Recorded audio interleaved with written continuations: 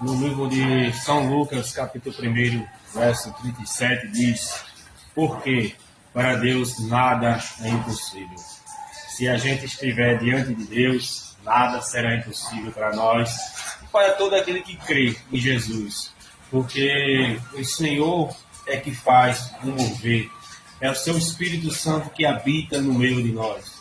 Foi o Espírito Santo que tocou em mim, foi o Espírito Santo que me batizou, e Ele que transforma a minha vida a cada dia. E vai transformar a sua. Basta você querer e confiar. Porque a gente está aqui para olhar para Cristo, esquecer o lado e olhar Cristo. Porque Cristo é a nossa salvação. Ele é o nosso guia. Ele que nos levará ao céu. Porque o Senhor prometeu que um dia voltaria a nos buscar. E a volta dele está aí. Ele vai vir. Olhe, espere, ele vai voltar. E falta pouco para ele voltar. Acredite, creia.